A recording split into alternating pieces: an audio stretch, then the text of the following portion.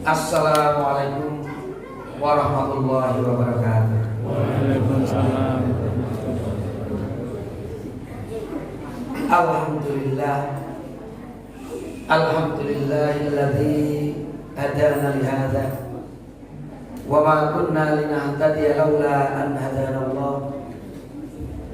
Asyhadu an la ilaha illallah wahdahu la syarika lah wa asyhadu anna Muhammadan abduhu wa rasuluhu la nabiyya ba'dah. Allahumma shalli ala Muhammad wa ala alihi wa ashabihi ajma'in, amma ba'd. Bapak-bapak, ibu-ibu, hadirin hadirat sekalian yang berbahagia. Pertama, mari kita selalu panjatkan puji syukur kehadirat Allah Subhanahu wa taala atas segala nikmat yang telah diberikan kepada kita semua, khususnya nikmat iman dan Islam.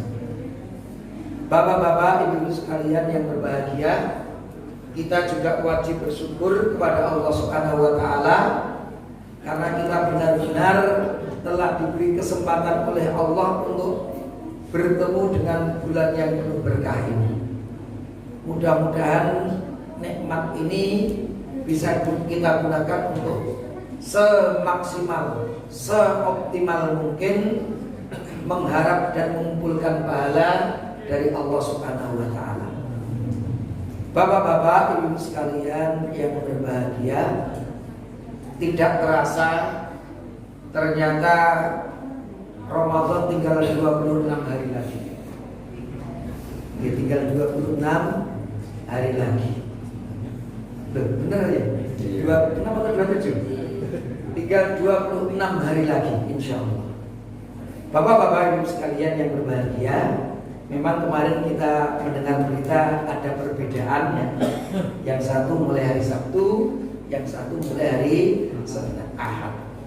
Yang menggunakan hisab mulai hari Sabtu, yang menggunakan ruqyah mulai hari Ahad. Perbedaannya insya Allah perbedaan yang ringan, tidak ada masalah. Kita saling menghormati. Tapi insya Allah kita tinggal 26 hari lagi. Kenapa?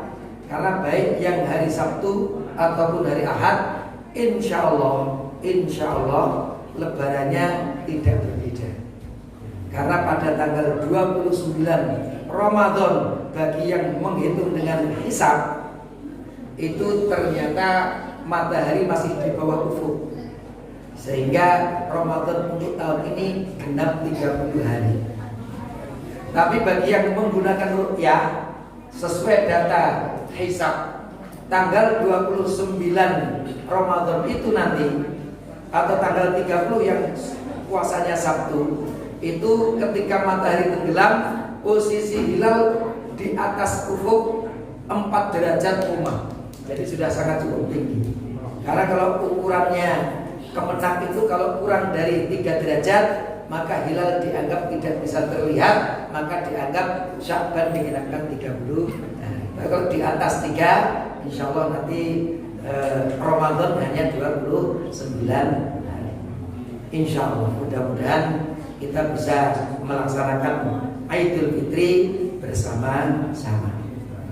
Bapak-bapak, ibu-ibu sekalian yang berbahagia, Rasulullah itu kalau datang bulan Ramadan berdoa, Allahumma ahlilhu alaina. Di dalam riwayat yang lain, Allahumma ahillahu alaina. Ya Allah, mudah-mudahan dengan datangnya hilal, yaitu hilal Ramadan ini, yaitu bulan Ramadan ini, ahlilhu alaina bil yumni. Berilah kami rasa nyaman, rasa aman. Itu doa Rasul yang pertama. Mungkin bagi kita yang sekarang hidup di daerah kita ini aman nyaman tidak terasa. Tapi coba bapak-bapak ibu bayangkan kalau kita itu hidup di Ukraina. Setiap saat ada bom meledak, kita ke masjid itu jangan-jangan ini ada yang kena bom nanti masjid kita. Kita ya was-was. Tapi dengan keadaan yang seperti kita sekarang ini nyaman, kita juga bisa memaksimalkan ibadah dan beramal soleh di bulan Ramadan. Doa yang kedua, bil yumni wal iman. Berilah kami wahai Allah kekuatan iman dengan datangnya Ramadan itu. Karena orang yang tidak beriman itu tidak bisa berpuasa dengan benar. Maka perintah Allah hanya kepada orang yang beriman. Ya ayyuhalladzina amanu, bukan ya ayyuhan nas. Ya ayyuhalladzina amanu kutiba alaikumus shiyam. Mengapa? Yang tidak beriman tidak bisa berpuasa dengan baik dan benar. Karena ibadah ini tidak kelihatan. Yang tahu hanya kita dengan Allah. Kalau orang sholat atau tidak sholat itu kelihatan. Ratau kita di masjid Jumatan ya ratau jedul, ratau kita di masjid ya cetoin. Oh ini ratau kita sholat. Gitu. Tapi kalau orang puasa tidak itu nggak tahu ini ada yang muka atau tidak nggak tahu. Kita masuk kamar glegek-glegek, kok apa itu haus mendoy ini ada yang tahu. Maka itu dibutuhkan iman yang kuat. Apa doa Rasul yang selanjutnya? Wal wassalamati. Berilah kami as-salamat. As-salamat itu kesehatan fisik badan dalam keadaan sehat. Ini juga doa. Karena banyak saudara kita yang hari ini sebenarnya mendapatkan kesempatan bertemu dengan bulan Ramadan, tapi di rumah sakit urusannya atau bahkan di UGD. Ya sama. Kita hidup tapi di UGD. Gak bisa memaksimalkan ibadah di bulan Ramadan. Maka doanya ya dalam keadaan sehat, fisiknya kuat sehingga bisa memaksimalkan. Wal Islam, ini doa yang terakhir. Dan mudah-mudahan kami tetap menjadi seorang Muslim husnul khatimah.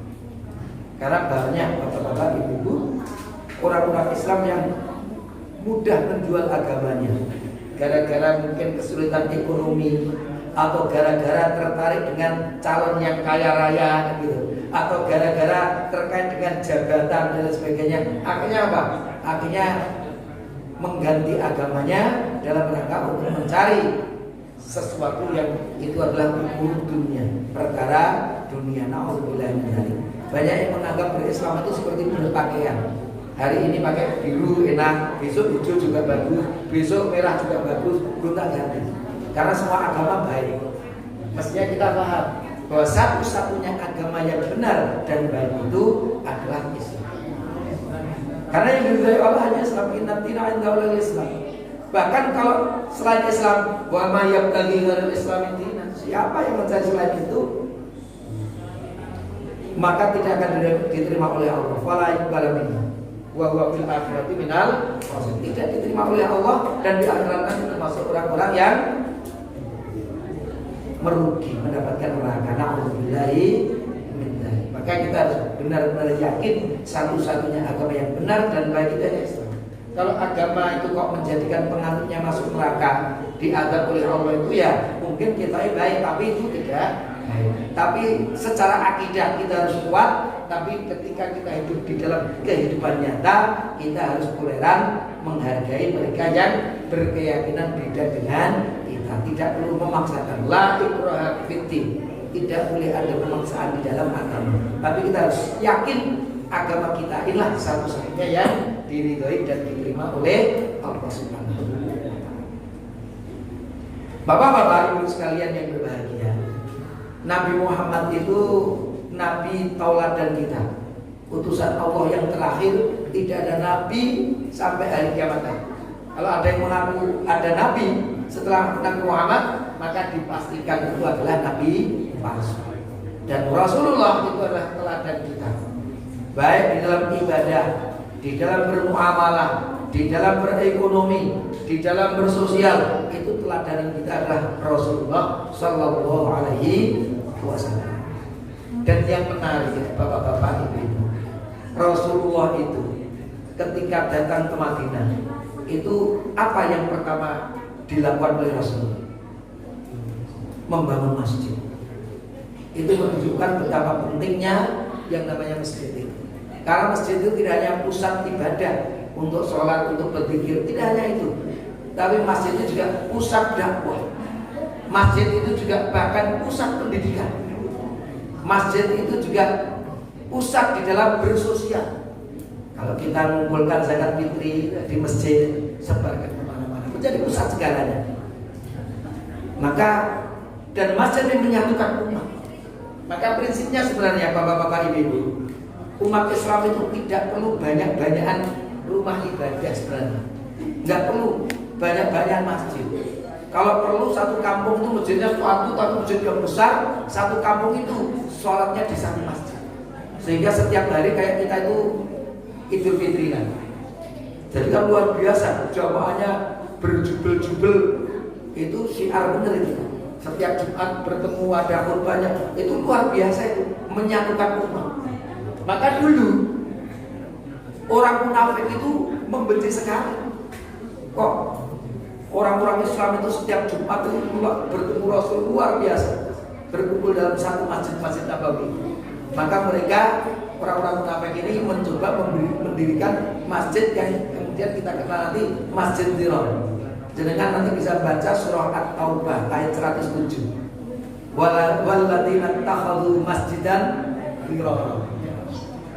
Membangun masjid itu untuk dirara, membahayakan, untuk memecah belah umat. Tujuannya itu supaya apa? Supaya umat Islam berpecah. Rasul diminta untuk meresmikan masjid itu.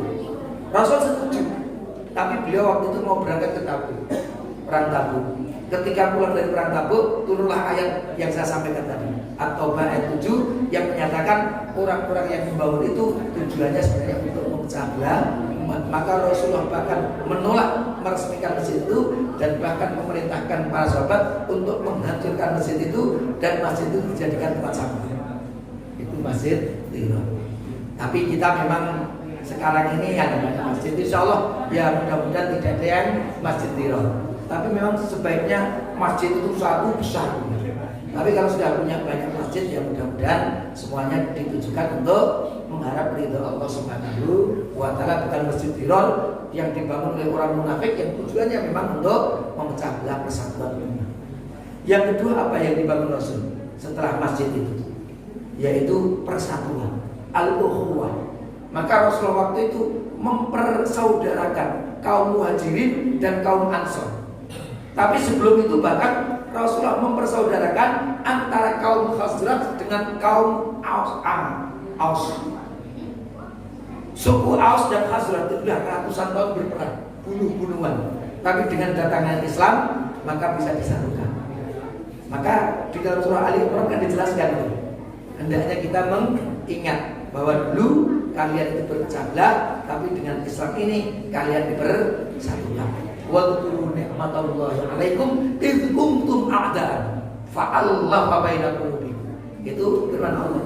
Dengan datangnya Islam, maka Allah mempersatukan hati mereka yang sudah beratus-ratus tahun berperang, tapi kemudian bisa disatukan menjadi bersaudara. Ketika kita melihat hijrah, tidak ada yang namanya tempat-tempat kamp pengungsian itu tidak ada. Mengapa? Karena Rasul bersaudara. Kaum Muhajirin dengan Ansor masuk ke rumah-rumah Ansor. Yang punya kamar lebih berbagi, yang punya tanah lebih berbagi tanah untuk bercocok tanam dan seterusnya. Bahkan mereka saling mewarisi sebelum turunnya ayat mawaris. Tapi begitu turun ayat mawaris, maka kalau tidak ada kekerabatan, tidak ada persyaratan yang terpenuhi, memang tidak saling mewarisi. Bapak-bapak ibu sekalian yang berbahagia, yang ketiga apa yang dibangun oleh Rasulullah setelah menyatukan umat al-ukhuwah al-islamiyah ini? Rasul membuat perjanjian yang luar biasa untuk seluruh penduduk Madinah. Karena waktu itu umat Islam menguasai Madinah. Tapi inilah bentuk toleransinya yang luar biasa dari Rasulullah SAW. Beliau membuat yang namanya dustur, undang-undang, atau wathiqah, konstitusi, atau juga kadang-kadang disebut dengan sahifah, piagam. Maka karena ditulis di Madinah, maka disebut piagam Madinah, atau konstitusi Madinah, atau undang-undang Madinah. Mengatur apa saja itu? Satu, mengatur sesama muslim.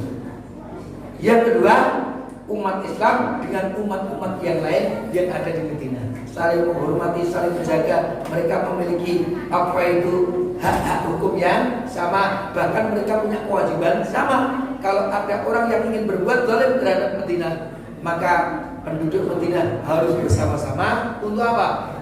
Bersatu melawan kezaliman itu. Tapi yang terjadi, bapak-bapak ini, ketika perang Khandaq atau perang Ahzab, itu Bani Quraidah itu ternyata berkhianat, ikut orang kafir Quraisy untuk menyerang orang-orang Madinah yang dipimpin oleh Rasulullah SAW. Maka Rasulullah setelah mereka orang-orang kafir Quraisy tunggang langgang pulang ke Mekah, orang-orang Bani Quraidah ini kembali lagi ke Madinah. Tapi Rasul marah karena telah dikhianati oleh orang Yahudi Bani Quraidah. Orang Yahudi itu banyak, tapi Bani Quraidah itu yang berkhianat. Maka Rasul perintahkan pasukan Islam itu apa? Mengusir Bani Quraidah dari Madinah. Tapi di sini ada satu hadis, satu kisah terakhir yang saya ceritakan. Ada kisah yang sangat menarik.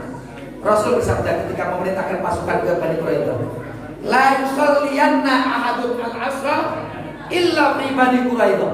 Rasul sudah memerintah pasukan, hei pasukan, kalian jangan sekali-kali sholat asar kecuali kalau kalian sudah sampai Bani Quraidah. Perintah Rasul sangat tegas, pakai nunut taukid, la yusalliyanna, jangan sekali-kali kalian sholat asar kecuali kalau kalian sudah sampai di Bani Quraidah. Tapi ternyata pasukan ketika berangkat ke Bani Quraidah itu waktu asar hampir habis. Tapi ternyata Bani Quraidah masih jauh. Ini nanti kalau sampai sana Isya belum sampai, itu nanti waktu Isya. Terjadilah perdebakan di antara pasukan ini. Yang satu pokoknya Rasul bersabda jangan sekali-kali sholat asar kecuali di Bani Quraidah. Tapi sebagian maksudnya bukan begitu dari perintah Rasul. Maksudnya pasukan gage-gage, semangat, langsung, segera, jangan lita-liti menuju Bani Quraidah. Tapi yang namanya sholat kan juga ada waktunya. Lah ini kalau kita nekat ke sana, waktu sholat asar habis dong. Kita nanti sholat juga lain di waktu yang lain, padahal ada waktu-waktunya sholat itu. Maka sebagian ada yang sholat berjamaah asar di tengah jalan itu sebelum sampai Bani Quraidah. Tapi sebagian apa? Enggak, saya nunggu. Nanti sholatnya pokoknya sampai Bani Quraidah mengikuti perintah Rasul. Terjadi, tapi mereka alhamdulillah tidak kemudian berselisih dan dewe-dewe tidak, tetap yang tidak sholat menunggu, kemudian pasukan berangkat menuju Bani Quraidah, mengusir Bani Quraidah dari Madinah. Kemudian setelah kembali ke Madinah diceritakanlah kepada Rasul. Rasul terjadi demikian. Mana ini yang benar Rasul? Ternyata Rasulullah tidak menguatkan salah satunya dan tidak mencela salah satunya. Rasul tersenyum melihat perbedaan sahabat waktu itu. Yang sholat asar di jalan dia tidak disengeni, yang sholatnya asar di waktu isya di Bani Quraidah juga tidak dimarahi Rasulullah Sallallahu Alaihi Wasallam. Ini Rasulullah Sallallahu Alaihi Wasallam. Jadi ada perbedaan. Kira-kira kalau kita gabungkan, itu sing sholat ning dalan, itu sing sekarang itu menggunakan isya. Sing sholatnya meskipun waktu isya, tapi sementing melalui perintah Rasul tadi, dan jangan sekali-kali sholat sampai sholat asar.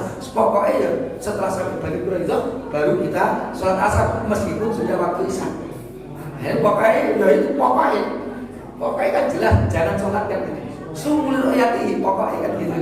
Itu artinya insya Allah perbedaan itu ternyata di zaman Rasul seperti itu terjadi, dan ternyata itu tidak memecah belah umat. Mereka saling menghormati, saling menghargai, persatuan tetap dijaga, masing-masing hanya ingin mendapatkan pahala yang terbaik dari Allah Subhanahu wa Ta'ala.